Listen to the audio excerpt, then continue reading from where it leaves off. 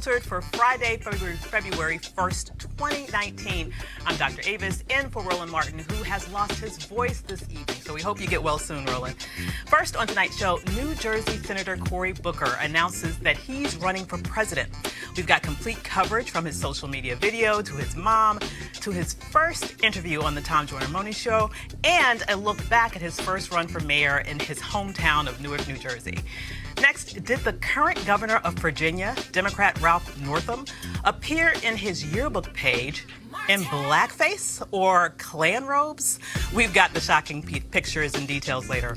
Republicans say that Democrats' ideas on Medicare for all and taxing the ultra-rich are radical and un-American. Our panel will break that down. And we told you yesterday that Senate Majority Leader Mitch McConnell thinks making it easier to vote is a terrible idea. Today, the Reverend William Barber is here to tell us why McConnell is wrong, really wrong. Also, the jobs report is out today with over 300,000 new jobs. How are African Americans really doing? Well, Dr. Kristen Brody, an economist at Alabama A&M, is here to give the details. Jussie Smollett releases his first statement on the vicious attack that ended with a rope around his neck. We've got that. And we have a scoop on what song Senator Booker may use in his campaign for president. It's time to bring the funk on Roland Martin Unfiltered. Let's go. He's got it. Whatever the miss, he's on it. Whatever it is, he's got the scoop, the fact, the find. And when it breaks, he's right on time and it's rolling. Best believe he's knowing. Putting it down from sports to news to politics. With entertainment just for kicks, he's rolling. It's on go, y'all. It's Roland Martin, yeah. Rolling with Roland now. He's funky, he's fresh, he's real, the best, you know he's Roland Martin now.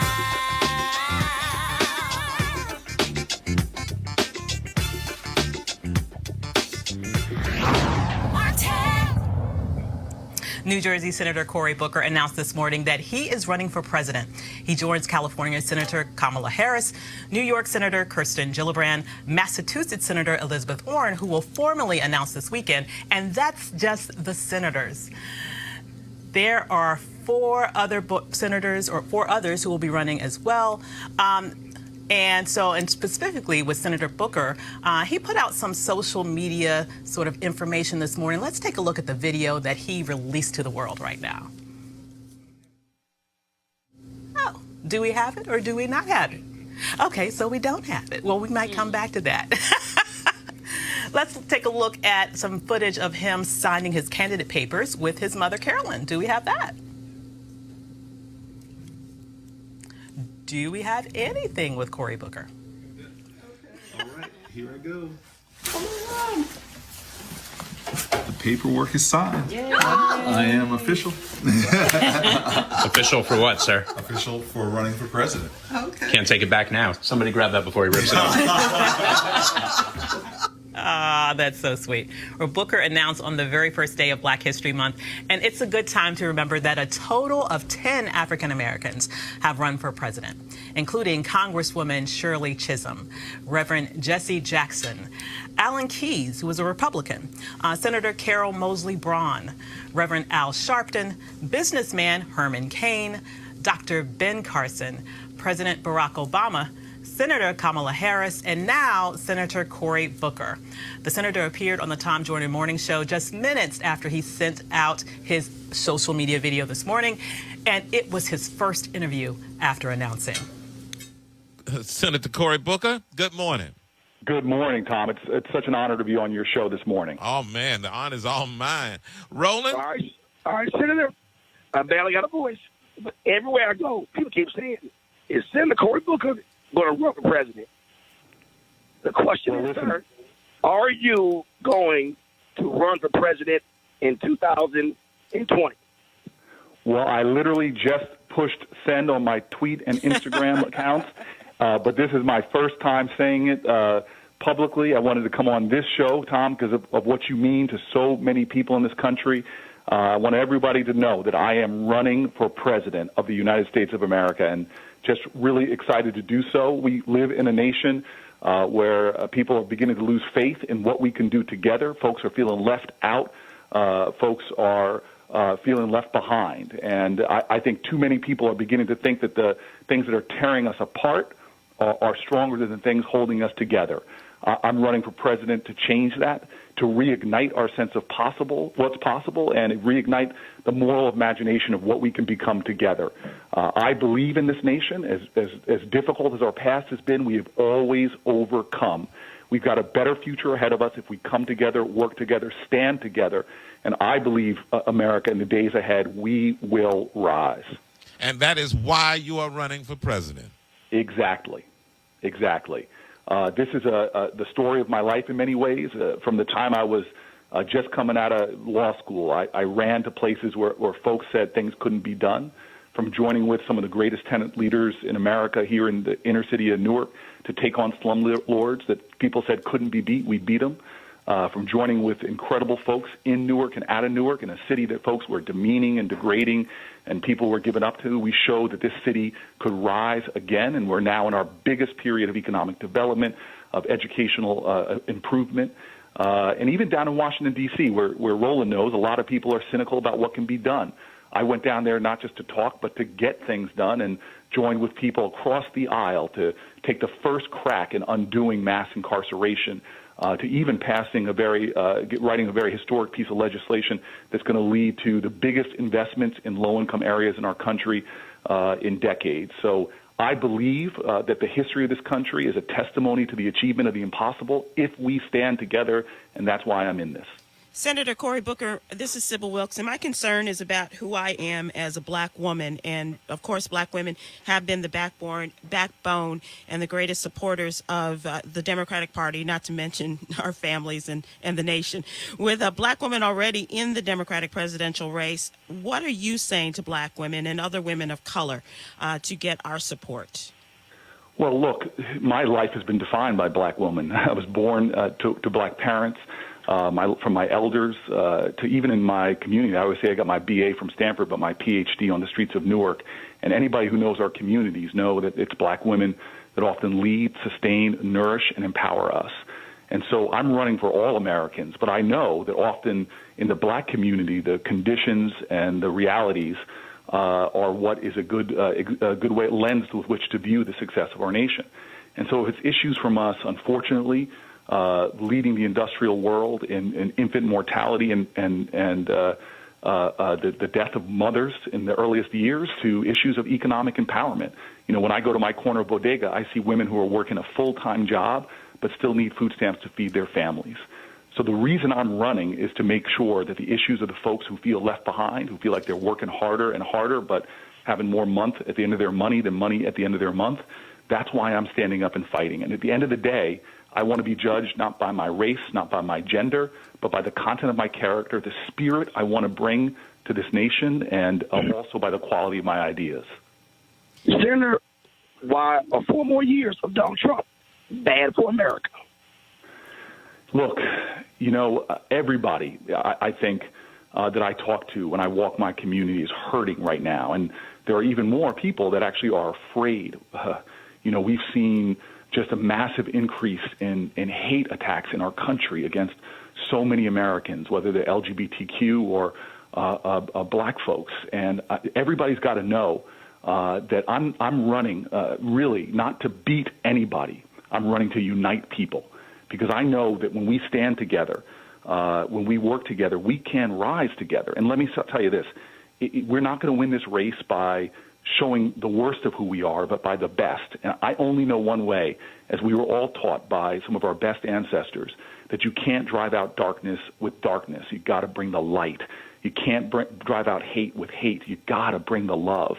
And I just think it's time for a more radical empathy for each other in this country, and an understanding that our strength lies in our ability to foster greater unity and to have a revival in this country of a spirit of civic grace.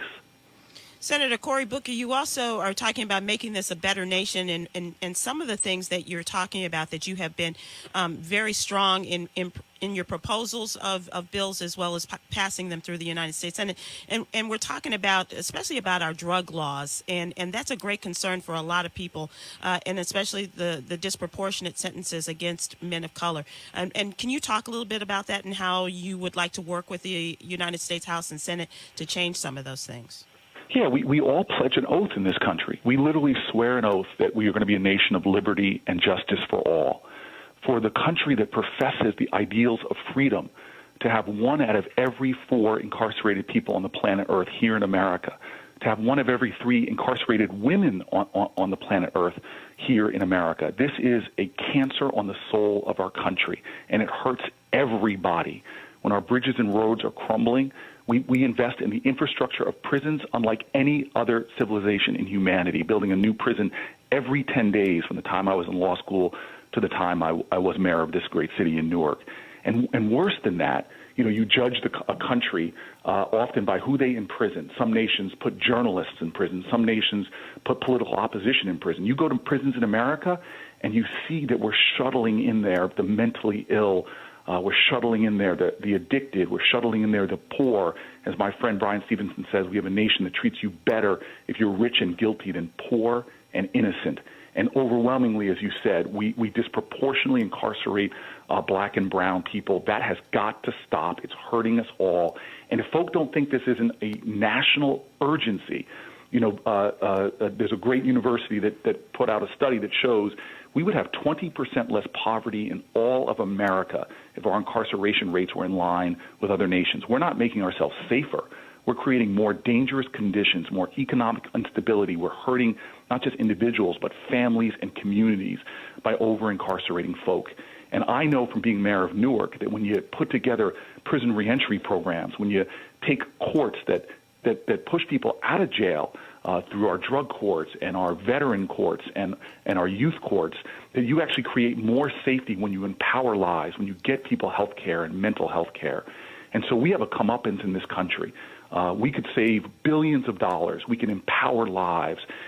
We can change the destinies of a generation yet to come because too many of our children are being shuttled into cages and, God, coffins as well. So I'm committed to this fight. I still remember when I was running for Senate, people were telling me, oh, this isn't a top issue. But I was like, look, I'm not looking for consensus. I'm trying to mold consensus. I don't care if I'm in the richest neighborhoods of New Jersey or the lowest income communities.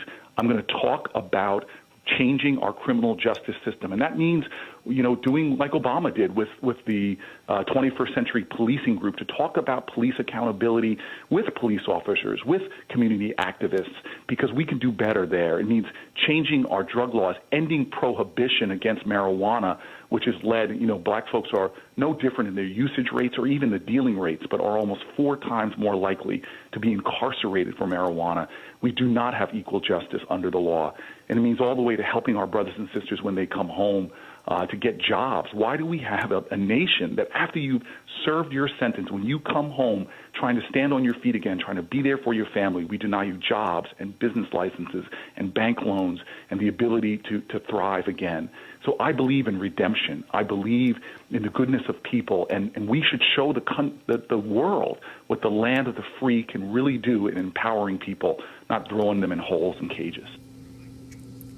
And we now have Senator Booker's announcement video ready for you. Let's roll that tape. In America, we have a common pain, but what we're lacking is a sense of common purpose. What's up? Amen. I grew up knowing that the only way we can make change is when people come together. When I was a baby, my parents tried to move us into a neighborhood with great public schools, but realtors wouldn't sell us a home because of the color of our skin. A group of white lawyers who had watched the courage of civil rights activists were inspired to help black families in their own community, including mine. And they changed the course of my entire life. Because in America, courage is contagious. My dad told me, boy, never forget where you came from or how many people had to sacrifice to get you where you are. So over 20 years ago, I moved into the Central Ward of Newark to fight slumlords and help families stay in their homes. I still live there today, and I'm the only senator who goes home to a low-income inner-city community, the first community that took a chance on me.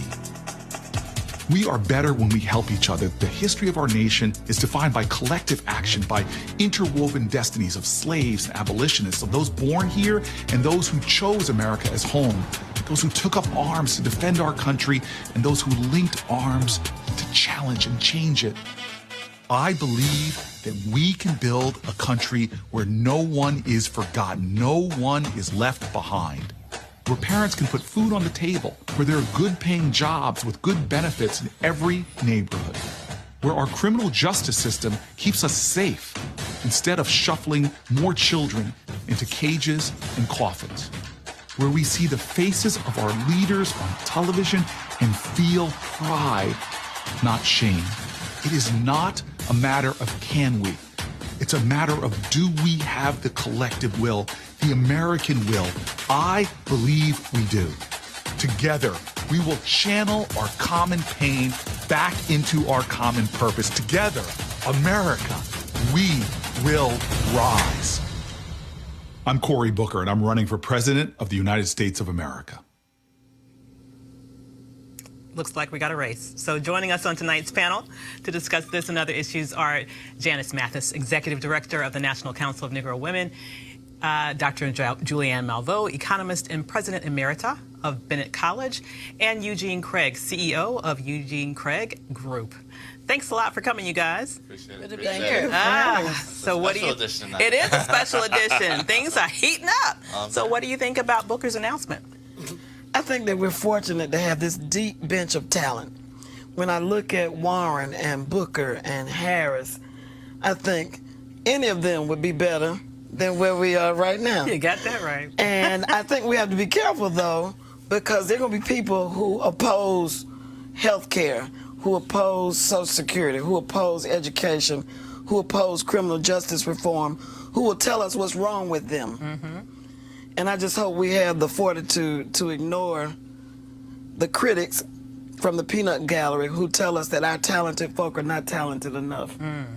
I'm so glad that you took the high road there. Because I have some other stuff to say, but well, go ahead, you know. No, but in deference to, but you're right. We do have a deep bench of talent. Sure. I am less excited about Cory Booker, frankly, than I am of any of the others. I think that Kamala Harris brings a strong and compelling case. Elizabeth Warren, I love her focus on economic issues, of course, and all of her Consumer Financial Protection Bureau, all of that. Yeah. Although I could whip her for taking a DNA test. Yeah. Deciding that that was a self-imposed wound right there. Yeah. But I love the way that she focused on economic issues, which I don't really see from many of the others. You know, but by the time it's over with, we're going to probably be like the Republicans and have 15 of them. Oh, yeah. But Cory Booker does not excite me. I would just say that. I would just put it out there. He does not excite me I thought whatsoever. his answer on what you think about women was weak. He's got to practice, he's got to do better. But when he started talking about criminal justice and what it means that we have 1 in 3 women who are in prison in this country, that seemed to be coming from his gut. And I think that what people are looking for is authenticity. And that's who he really is. Maybe that's his singer. Maybe so there's Kamala. So there's Kamala, and that's authenticity. I think this brother, you know, he is a how can I put it? He's a media creation from the beginning. He got the New York Times to run for mayor of Newark. And he does this little fake Jake stuff of I'm going to stay in the projects. Now, you know, give me a break. You don't think he lives in the projects, Dr. Malveaux? No, Avis, I do not think that, brother man. I know that was some fake Jake stuff, and I just think that a lot of his stuff is fake Jake. But you know what? We're going to see all these people come out and play it out, and it's going to be interesting. Yeah. And you know, it's a year before the first primary. Absolutely. So you know, some people are not going to raise money. Some people go raise money. And it's going to be, you know, I think for Democrats, it's exciting, except for the presence of that idiot from Starbucks. I stopped, you know, this morning, I walked by Starbucks. I didn't even get my tea. Oh, yeah. Yeah. I was so bad I didn't even get my tea. I walked Yeah. by the Starbucks, went home, and put a tea bag in a cup. Oh. Because that man is cray-cray. Yeah. But, so, Eugene, as the only brother on the panel, what do you think? I've learned not to interrupt grown folk when they're talking. The thing is this. I think Booker brings a lot of value to this race. There is a space on the Democrat side for a centrist, or at least a perceived centrist. The work that he did, that he's done when it comes to criminal justice reform, you got to look at this. You got to look at the totality of Cory Booker. Right. He's a former mayor. As a mayor, there is opportunity to be a hyper-partisan, but at the end of the day, you do have to bring folk together to get things done. But when he got elevated to the U.S. Senate, he was not one that was afraid to engage the other side. Spartacus? Spartacus? Yeah, well. Come on now. Yeah, I think that was. That's what I'm talking about, fake Jake. I agree with you. I agree with you there. I agree with you there. Spartacus moment. I mean, he happened to slip out without getting the ethics hit for that moment. But the thing is this, right? When it came to criminal justice reform, you have folks on the right, Freedom Works and R Street that wanted to get things done. You have folks on the left that have been wanting to get done for a long time. Right. He was one of the first that said, hey, you know what? I'm going to go to the other side. Let's form an actual coalition. We talk to our own people and our own language and get this thing done. And here we have the first step back. That's something he could run on. Elizabeth Warren, I like Kamala, some of the other senators that are jumping in this race, Gillibrand, they're going to have issues. Senators have issues when they run for higher office defining what was your defining moment as a senator. Bernie Sanders is going to have a major issue. What did you get done in the last 25 years as U.S. Senator? Yeah. Cory Booker has something concrete he can point to where he's led on. Well, let's talk about that and some of his other issues. Absolutely. One more major thing is this. Yeah. One thing I liked about his video is that he brought the idea of populism back to people of color. That it's not just this, Midwest, white guy left out deal. It's a, hey, folk that are living in our cities are hurting. Folk that are they're working 40, 80 hours a week and still have to figure out how to put food on the table. Okay, so are hurting. sweetie, you drank the Kool-Aid. Listen, I'm Team Harris, President Harris 2021. So I think that common purpose, that's a good alliterative phrase. That's gonna play. Yeah. Well, let's kind of go through some of his issues and let's pull out a few of them. So these are the main ideas that Booker's running on. Criminal justice reform, which is what you just alluded to, maybe his seminal piece so far in the Senate. Legalize marijuana and expunge possessions convictions, I think is a huge thing. I can go with a legalized marijuana. Absolutely. And the other half of that is very important too. Dr. J lives in the district. We got to expunge those records as well. I think that's very important.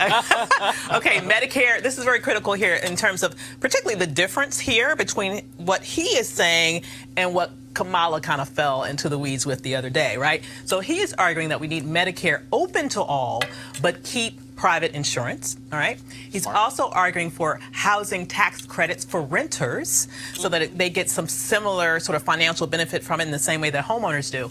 And he's also an advocate for baby bonds, which is an idea that every child that's born in America gets a $1,000 bond that would grow in value to $50,000 over time that would ultimately work towards in some way reducing the racial wealth. It won't reduce the disparity because everybody gets it. It's a universal program, but at least increase maybe some level of wealth among the African American community. And it will increase access for people, but it does not. But again, fake Jake.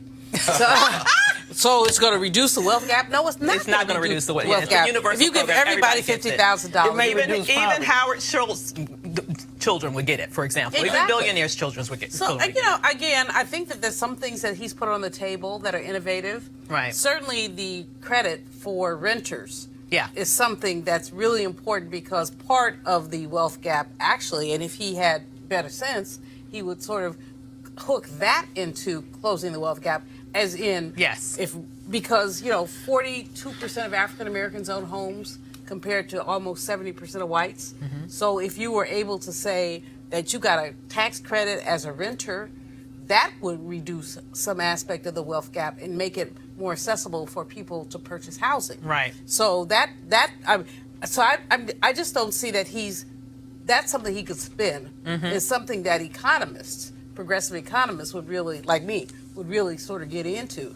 But he hasn't not really spun that. I just find, I'm thinking back to 2016 and thinking back to his speech at the Democratic Convention. I just found it less than. So you're not in love with them. That's what I'm hearing. Honey, I didn't even like with it. You're not even in like with them. No.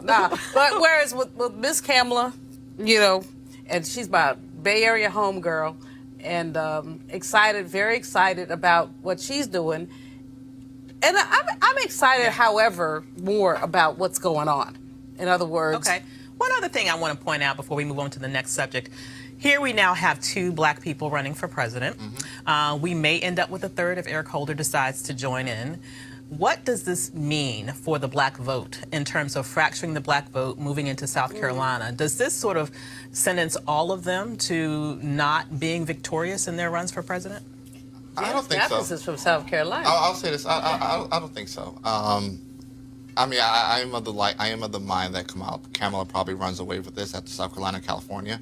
But I do think that with the race being what it is, probably end up with 20 odd people in this thing. Yeah. That you can walk out of there with 20-30% and then keep moving forward. And it's going to a broker convention. I do think part of the discussion that needs to take place over the next year is that with both 2 of the 3 black U.S. senators running, there needs to be a new bench of black U.S. senators elected to the U.S. Senate. Because the idea is this, they both run for president, whoever wins, they're both probably going to get tapped for secretaryships. Yeah. For appointments. That's true. If they want them. If they want them. Yeah. And they may not, because we do have the precedent of people running for president and staying in the Senate because they have more power there. Absolutely. But Janice is from South Carolina. Well, and across the South, half the Democrats in the South are African American. Right. At least half.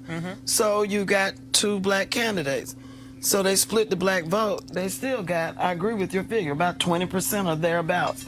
So they still going to be the top vote getters, even if they split it, assuming they split it relatively evenly. Yeah, sounds good. And I think that Kamala is far more compelling than Booker is. Of course, my biases are showing. I'm loving that you're loving the AKA, Dr. Malvo. Well, every now and then, you people have some sense. Every now and then, you people, but we got the Delta AKA thing going. I just have to keep reiterating. Kellyanne Conway was saying something today about how she thought it was disrespectful of Booker to run against the women and all that. She can't tell us nothing. No. She need to send her what the guy say? Fall back. Kellyanne Conway. She needs to step her. So we got to move on, you guys. We got a full show today. So yesterday we told you about H.R. 1. The bill in the House of Representatives would reform campaign finances and government ethics. It also focuses on expanding voting rights, including making Election Day a national holiday. That is not a revolutionary idea. Plenty of countries do that, right? And that would allow voter registration on Election Day as well and online. But the idea of making it easy for people to vote is really troubling for some Republicans. Big surprise there. We showed you Senate Majority Leader Mitch McConnell of Kentucky trashing it on the Senate floor. We're going to show it again, and then we'll talk to the Reverend William Barber on the other side. Their bill would make Election Day a new paid holiday for government workers and created an additional brand new paid leave benefit for up to 6 days for any federal bureaucrat who decides they'd like to hang out at the polls during any election. Just what America needs, another paid holiday and a bunch of government workers being paid to go out and work. I assume our colleagues on the other side on their campaigns. This is the Democrat plan to restore democracy? A brand new week of paid vacation for every federal employee who'd like to hover around while you cast your ballot? Just what Americans don't want, another paid holiday. Right. So joining us now by phone is Reverend William Barber, President of Repairers of the Breach. Reverend Barber, welcome to Roland Martin Unfiltered. Well, thank you so much. Thanks so much. Tell Roland I'm thinking about it. About the voice issue, but we certainly are. Thank you. I listened at McConnell and sound like a modern day George Wallace, standing between voting rights and the people. Senators and members of the Congress are the last ones to talk about people being on vacation, as many vacations that they take. That's number one. Number two, we have vacations for dead presidents, but we don't want to have an election day to vote for living people who are running for president.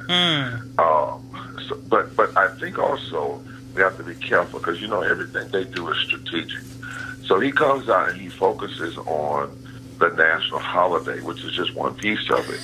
But he doesn't also talk about this bill is talking about making same-day registration, a fixture or automatic registration at 18, a part of it, or a paper trail, so that you don't just have an electronic trail, electronically, what the vote's going to be, but you actually have a paper trail. They're also talking about nullifying photo ID by simply having signature attestation if you don't have an ID, which is fact what we had in North Carolina before they started messing with things. We had signature attestation. If you lied, you got a 5-year felony. We had no cases at all of so-called voter fraud. So, it's to hear him stand there and joke and laugh. Actually, I don't think he was laughing because it was funny. He laughing because he's scared. The reality is, you're talking about the South. Yeah. If you register 30% of the unregistered black voters in the South and can connect them with poor whites, progressive poor whites, and working class whites and Latinos, you have a whole new political map. That's what we're focusing on in the Poor People's Campaign. If that were to happen, North Carolina, Georgia, Florida, Texas, Virginia, and possibly Alabama, and even maybe Mississippi, new battlegrounds. I mean, they flip. They're not. None of those states are really red states. They're unorganized voter suppression states, and the Republicans know that because they have counted on 13 southern states for the last 50 years to ensure them 171 electoral votes going into any presidential election. That's been their game plan. On the flip side, I'm concerned, though, about Democrats because I haven't read in this bill, and I haven't read it all the way, that them talking about fully restoring the Voting Rights Act. Because without restoring the Voting Rights Act, we don't have pre-clearance. And they've had over 5 years to do that ever since June 25th, 2013. Lastly, in this bill, they talk about throwing redistricting to an independent group, but just throwing it independent, taking it out of the hands of state legislatures without putting some clear guidance as it relates to race is not enough, because all of this is based on race. I mean, this is not about blocking Democrats from the vote. Voter suppression is about people of color, period. It affects, white people. In fact, one of the ways it affects white people is people who get elected through voter suppression, suppressing the vote of black people. Once they get elected, they pass policies that mostly negatively hurt white people. Yep. Absolutely. White. And that's the story and the things we've got to begin to organize and teach around. That's what we're doing, the Poor People's Campaign. We're actually looking now at every district in the country, voting area, where just a 3 or 5% increase in the number of poor people voting and properly politicized could fundamentally change elections all across the board. So I'm glad to see this H1 bill. It is an omnibus bill. And I will say this on your show, my biggest prayer and thing I'm discerning is that Democrats are not doing this because they know that they're never going to get it through the Senate. Yeah. You see what I'm saying? Because the reality is everything that's put in that bill, now Democrats should have done it when they had control of both the House and the Senate. You're exactly right. Absolutely. It's way late, And I come from North Carolina. I think Dr. Malvo is up there. We won same-day registration and early voting, but it took us 25 years fighting Democrats. I hear you. Absolutely. You know what I'm saying? Absolutely. It took Democrats were in control. It took us 25 years. Now, everybody talks about what the Republicans have done now, or the extremists who call themselves Republicans, and how they gutted voting laws after Shelby in North Carolina and all over the country. 26 states have passed voter suppression laws since 2010. Many have done it since 2013. But the reality is we had to fight Democrats for 25 years. And even in this recent election, look, we're doing some analysis now of not what did the voter suppression people do in Georgia and Florida and in Mississippi. But what didn't Democrats do? Yep. Come on, Rev. I'm telling you. Thank you so much for bringing that up. Did they really put the kind of troops in there with Stacey and Gillum early? Did they really support EPSI? Trump put 150 workers on the ground in Mississippi. I don't think the National Party did any of that. And EPSI turned 4 Trump districts in Mississippi without any real help. Yeah. So you see what I'm saying? So I'm glad we're talking about this. It's the most underreported story that we've been talking about in the national news. We talk about Russia, but the reality is Trump did not win because of the Russia. Trump won because of voter suppression targeted at black people. And the ground was prepared long before he was ever a candidate. Absolutely. And we still have a long way to go with rectifying that problem. Thank you so much for joining us today. Thank you so much. Take care now. Absolutely. I'm going to call you. I love you. Absolutely. So out late this afternoon, the newspaper, the Virginia Pilot, published this page from Virginia Governor Ralph Northam's medical school yearbook. Here he is. The 3 shots on the left of the screen are of Northam. The people on the left in blackface and a Klan robe and hood are hard to identify. The quote says, "There are more old drunks than old doctors in the world, so I think I'll have another beer." The GOP in Virginia is calling on Northam to resign if that is him in blackface. So... Well, we can confirm that it's him. He just released a statement saying that it is him. Yeah. Yeah. I think a couple things. First, Gillespie's Oppo team is probably literally shooting themselves right now. In the foot. Honestly, if you missed this, probably shouldn't be hired again. Yeah. But I think he probably should step aside. I'm gonna tell you why. Resign as governor? I think he should resign as governor. Give us Governor Fairfax. I'm gonna tell you why. We need to keep the same energy regardless of party. When Republicans do fuckery like this, resign. Right. When DeSantis, Secretary of State, had blackface, and look, get him up out of there. That's right. There has to be a zero tolerance policy as a culture, when it comes to stuff like this. So I think Governor Northam should resign, looking to negotiate his exit or whatever. But we have to keep the same energy regardless of party, as a culture. Absolutely, because we just had the Secretary of State, as you mentioned, of Florida, caught in a similar scandal, and he's out of here. So I'm kind of ready for another black governor of Virginia. I would love to see Justin as the governor of Virginia. Absolutely. And I do think that this, the thing that gets me that I don't think we all get is the extent to which racism and blackface and all this is woven into the very fabric of our nation. Yeah. Yes, he should step aside, but there's more than that. Just saying step aside there has to be a moment when we sort of say none of this stuff makes any sense. Right. These Confederate flags, the blackface, the killing of our young people. I mean, all of this is connected. The attack on Jussie Smollett, all of this stuff is connected. And so just stepping aside, I would certainly support that. And I agree with you that it's a bipartisan, we shouldn't say it's okay for one and not the other. Right. But I think it's more than just stepping aside. It's really about how do we begin to unpack this crap and to make it clear that it's unacceptable when people walk around with these MAGA hats on their heads, talking smack to people, whether it's an elder Indian on the National Mall or one of our beloved actors who stood up for better college, one of our beloved actors who's walking the streets of Chicago. Absolutely. So yes, step aside, but more than that.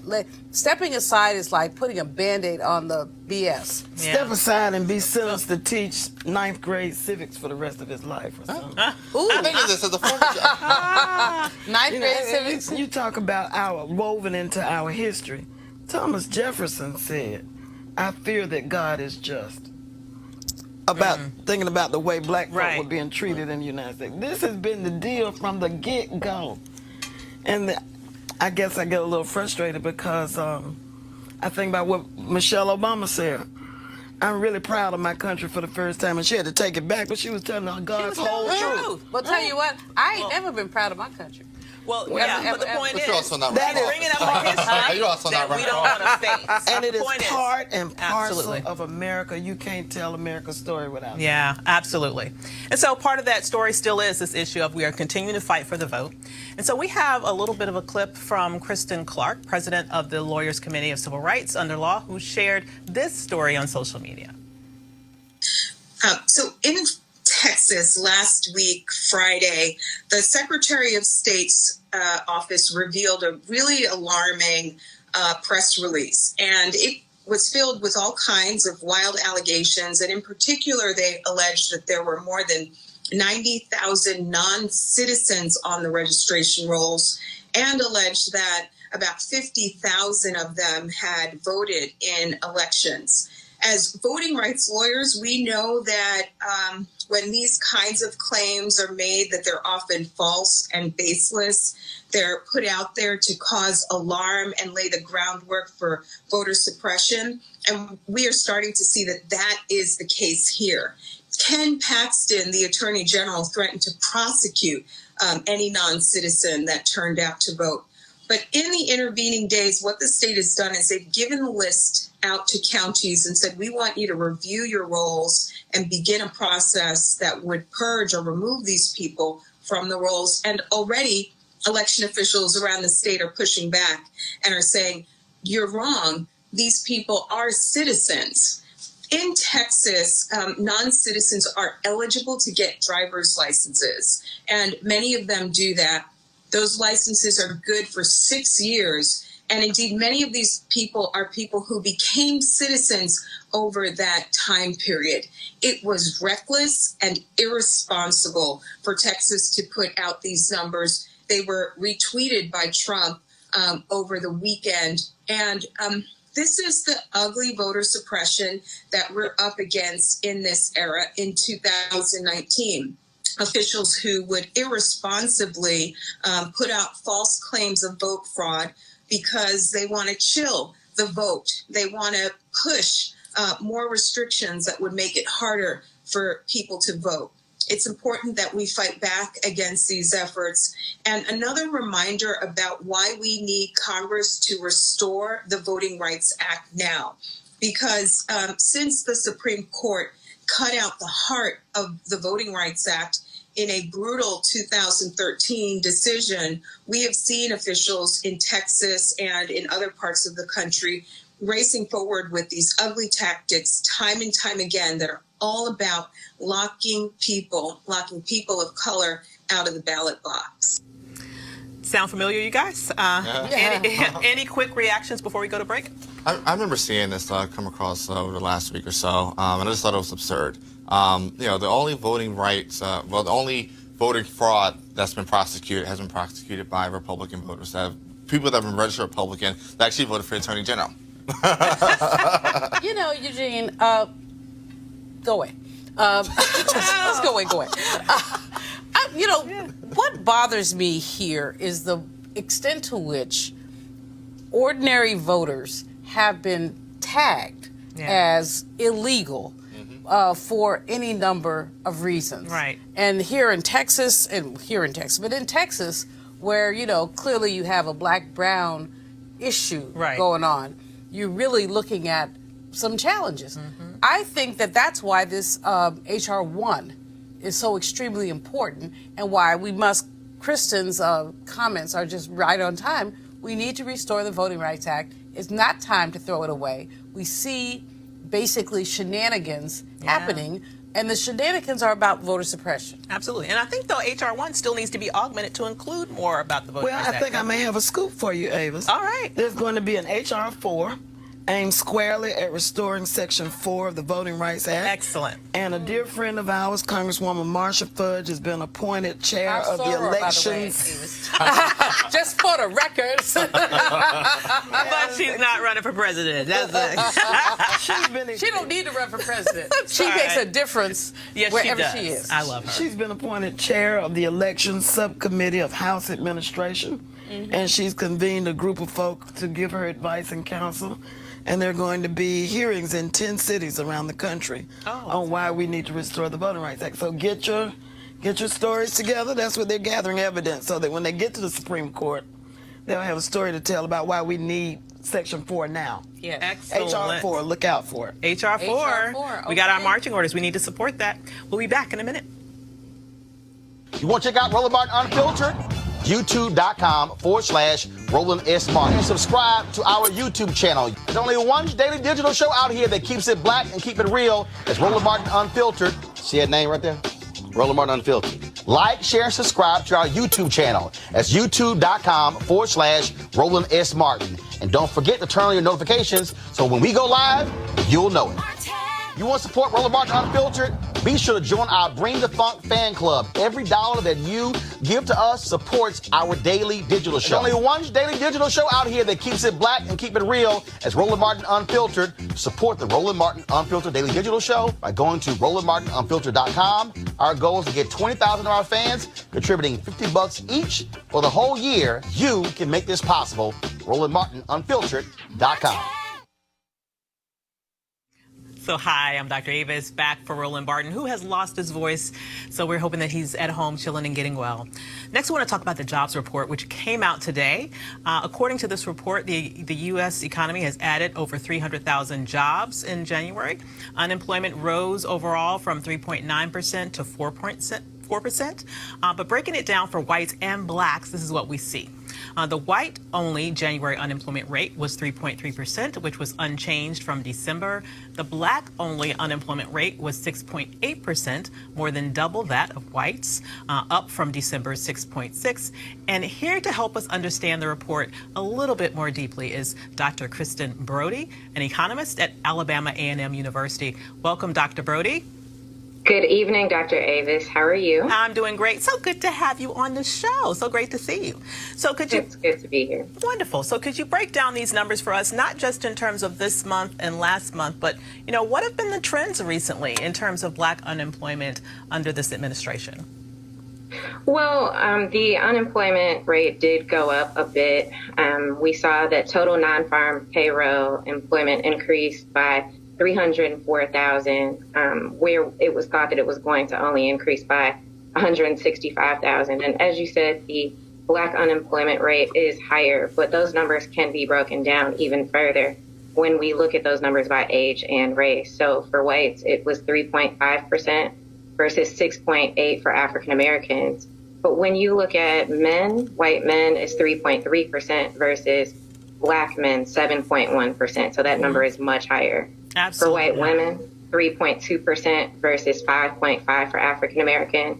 But the real discrepancy comes with both sexes between the ages of 16 to 19. So for whites, that number was 11.6 versus 20.6 for African American. So there are some real differences when you break down those demographics. Absolutely. And just one other thing to follow up with that. So I'm looking at these numbers just from the last couple of months. You mentioned, for example, that black men unemployment is at 7.1% now. If you go back to November, it was at 5.8%. That's a pretty significant jump for just 2 months, isn't it? It is. It definitely is. And part of that, if you look at December, was the government shutdown, that a lot of the people that were furloughed claimed temporary unemployment. So that's part of it. But it also goes to differences in education that we've seen since 2000, differences in incarceration rate, education levels, and just pure discrimination and bias. Gotcha. Those things definitely make a difference. So economist to economist, Dr. Malveaux has a question for you. So have you looked at the MPOPs? How are you? It's good to see you. Good to see you. The employment population ratios are what concern me more than the actual unemployment rates. The fact that there's a gap, especially among men, between the percentage of the population that's employed, the MPOP. So having looked at that, what can you say about that, and why should we be concerned about that as well? Well, I think that when you just look at the unemployment numbers and whether they've gone up or down, it doesn't consider how many people have entered or left the workforce. Furthermore, how many people are temporarily employed, and also those who have left the workforce or are counted as discouraged workers.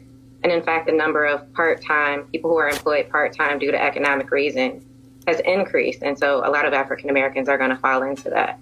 But those numbers aren't counted in the pure unemployment rate. But we end up with this gap, especially among men, that concerns me. For white men, you have an impop of something that's almost 70%. But for black men, as an example, you have an impop that is 62, 63, 64. Women, it's about the same. So the percentage of people who are unemployed is concerning, especially because they're not absorbed in the unemployment rate. Could you go into a little bit more depth about IMPOP so that the audience understands what you're referring to? It's the employment population ratio.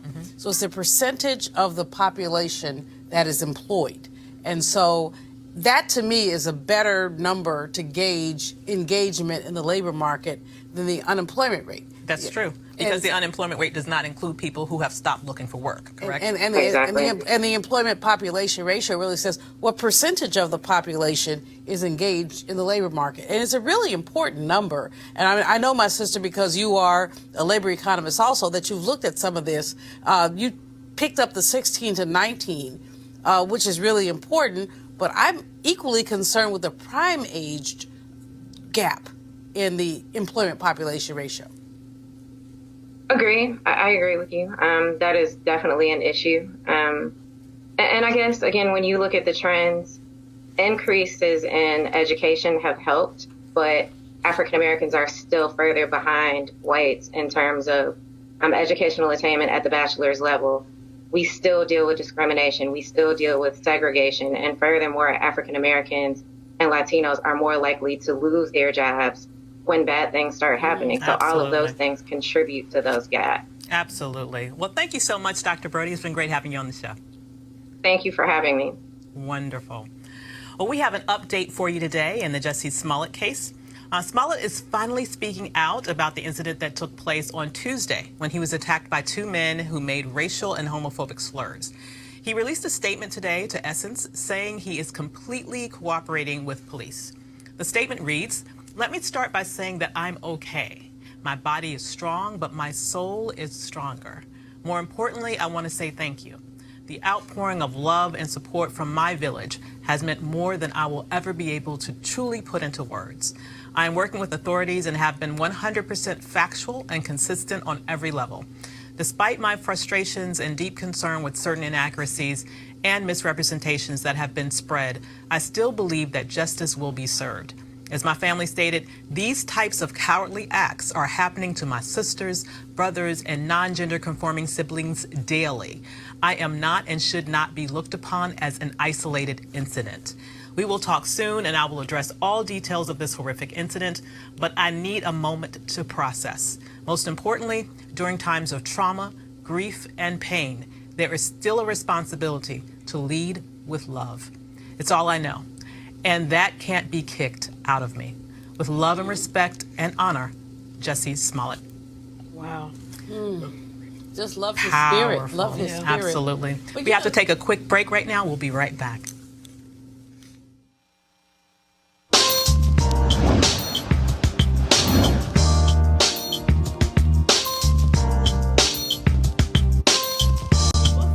Cookman is located in Daytona Beach, Florida. It was founded in 1904, so this is HBCU Giving Day.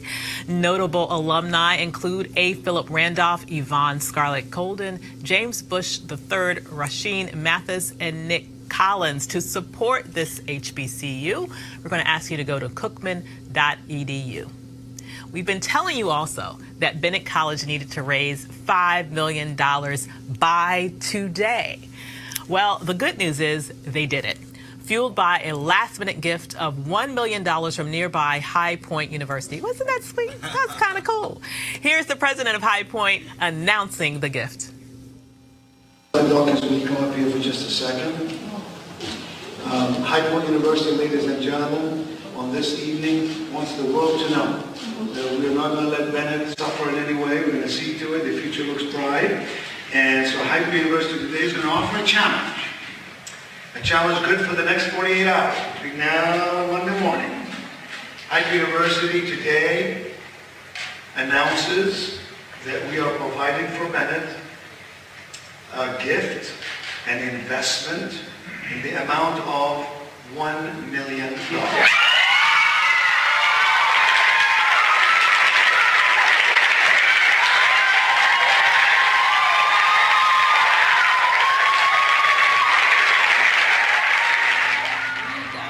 That is so wonderful. He's such President a cool guy. Emeritus. Yeah, and that's I got my blue on today for Bennett. Awesome. You know, if you see me without red or orange, something going on. So I was channeling Bennett, and Nito Cobain is just an amazing person. Wow. He was president at High Point when I was at Bennett, and he is just, you know, personally wealthy, but also done so much for his campus. Yeah. And has always looked into partnerships. So I'm just grateful. That's beautiful. Just really grateful. And you know, there are about a dozen colleges in the area. Yeah. In the I forget what they call it, the Piedmont Triangle. Mhm. You know, the 5 or 6 in Greensboro. Then you've got High Point, and you've got the other one. I forget. A&T? No. Come Well, I didn't forget. A&T's in Greensboro. Then you've got High Point. Then you've got one other town. And between them is a dozen. Right. And the presidents there tend to be very close. That's Meet good. once a year together, do dinner together. And I mean, I'm going to call Nito when I get home and just say, dude, I love you. But he knows I love him anyway. But that's just so amazing. But Bennett has, you know, it's bigger than Bennett. Bennett had the challenge of raising $5 million to go to Saks and say that we have the money. But that's a short-term issue. Yeah. The long-term issue is that none of our small HBCUs have the endowments that we need to have. Right. And that black people, you know, we have $1.3 trillion in the black community. Bennett needed $5 million. How come this couldn't have come from us? Yeah. How come we can't talk about embracing our institutions? Well, let me say that NCNW did do an appeal. Yes, you did. Social media appeal, and it was very successful. And so it was just a drop in the bucket, but Well, we did step we up. do. Every drop helps. It does help. And I do think that you're right. We need to invest more. But I do think a lot of people contributed to this need and answered that call. To everyone who answered the call, thank you. Absolutely. All right. So earlier in the show. I don't even dance real well. So what is it that my friend Stacey Patton is trying to floss? What is flossing? Flossing. That's a whole other dance. Okay. It'll take a while to teach it. It'll take a while to teach it. I'm too old. But anyway, whatever.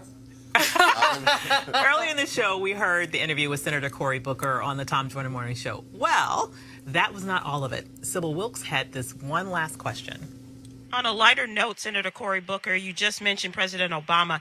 He had a pretty nice playlist. Do you have a theme song picked out for yourself already? Something off of your iPod, as it were? I want to tell you, I'm the hip-hop generation, and I give a lot of deference to that. But this last week, leading up to this day, all I've been listening to is gospel. Oh, okay. I know. The power of prayer is great, isn't it? Amen. Amen. Hallelujah. And what's the gospel song you're listening to most? You know what? Kurt Franklin has this great song called Stand. And we all know that through the storms and through the dark of night, we stand strong, we stand together, we will rise. Well, DJ Request is going to play it for you. And there's talk of Hillary running. You might want to get Ludacris on your list. Move, get out the way.